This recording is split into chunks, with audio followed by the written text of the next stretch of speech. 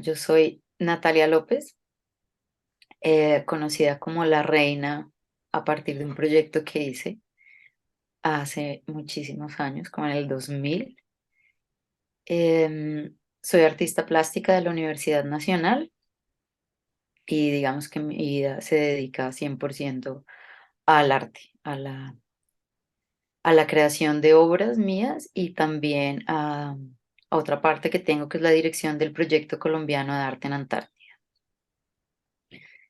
Uno de mis grandes amores desde que tengo memoria es la naturaleza y, y por ende el medio ambiente. Digamos que mis primeros proyectos artísticos como que de alguna manera se podían acercar como a este amor por el medio ambiente, pero no era tan claro. Esta obra, Jugo de Nube, nace porque mi esposo de ese momento, Esteban Sánchez, eh, y a mí nos invitan a participar en una exposición individual, o sea, a los dos, eh, en el Colombo Americano, pero nuestras formas de hacer arte no tenían nada que ver. Entonces descubrimos que lo que nos unía era el amor al páramo. Eh, Hicimos un proyecto que se llamó Detenerse a Respirar, donde habían obras de Esteban y había obras mías. Había como una obra en conjunto, que era la obra central de la sala, que era una carpa, desde su interior se proyectaba en una de las puertas de la carpa el paisaje que nosotros veíamos. Y el resto eran acciones que cada uno hizo, que fueron registradas en video y expuestas, digamos, instaladas en la galería con los objetos que hemos usado para esas acciones. Jugo de nube son muchas cosas juntas. Jugo de nube es un poco como una parte intuitiva mía. No, no siento que la obra fuera como planeada para tener como ese discurso tan potente que tiene, sino que era algo mucho más intuitivo. Tenía una carga ahí como lúdica de, de querer tener una botellita de agua hecha por mí. Y, y pues claramente era como ese amor al páramo, al subir a la montaña, el amor a las nubes, al silencio, como a la fragilidad, pero sí fue muy intuitiva. Es una obra que después de hecha es que tiene todo su concepto, fue creado todo su concepto. Me parece importante hacer una pequeña aclaración de lo que es el ecosistema de páramo, que tal vez en muchos países no se conoce. El ecosistema de páramo es como una esponja, el páramo es una esponja de agua, recibe las nubes, condensa el agua de las nubes en los frailejones principalmente, que son unas plantas eh, exclusivamente de este ecosistema, que se demoran como 1 centímetro en crecer al año. Entonces, como, no sé, un frailejón de 1 metro, pues es como todo un señor. Y, y además de estas características, pues como naturales, tiene otras características eh, que yo creo que son súper importantes y hacen parte de nuestra historia. Para los indígenas, digamos que el territorio de páramo es muy importante. Para ellos es sagrado. Los frailejones son sagrados, son los cuidadores del páramo, son como seres que cuidan el páramo, que tienen un espíritu.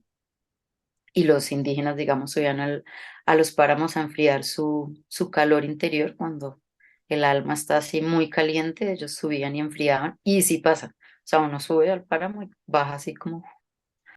Además, tiene una particularidad muy importante y es que la temperatura, pues no es nieve, no es un país de estaciones, sino es que somos países tropicales, entonces todo el tiempo hay vegetación y hay fauna. Y cuando baja la temperatura en la noche, todo está como en el límite con la muerte, o sea, en el límite más delgadito con la muerte.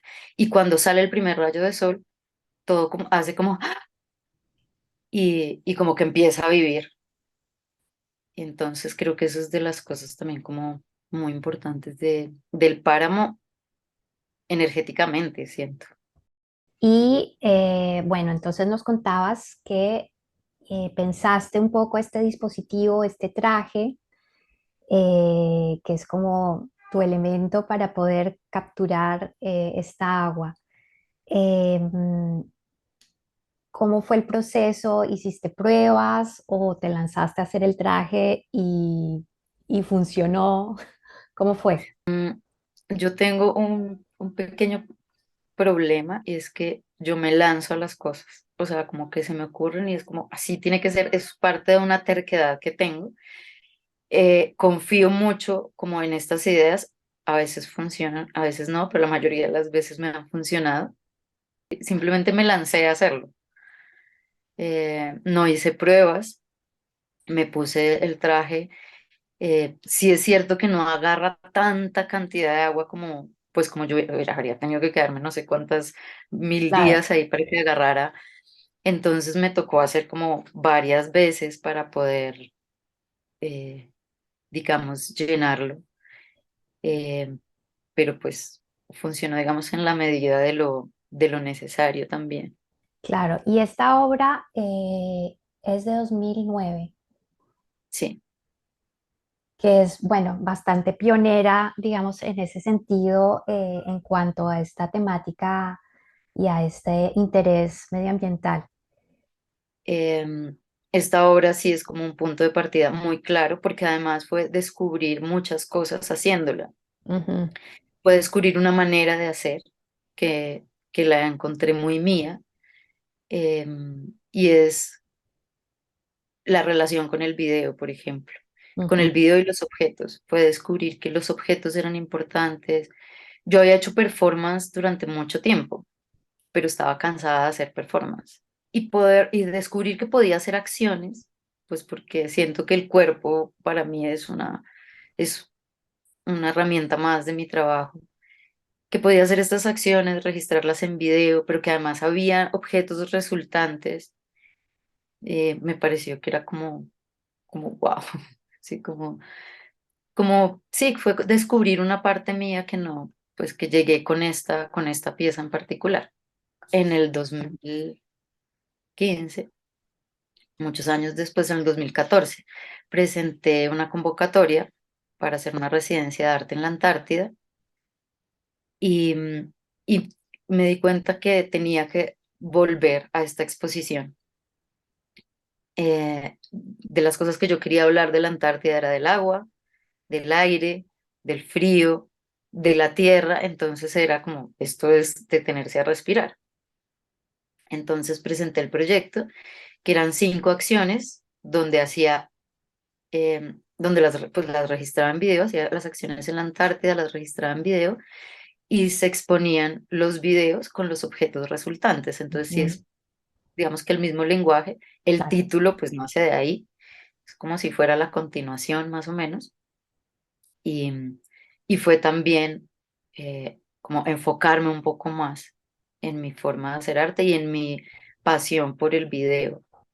Que además también se convirtió un poco en una historia de formatos, porque este video de Jugo de Nube lo realizaste en un formato análogo y supongo que tus obras más recientes sean más digitales, ¿no?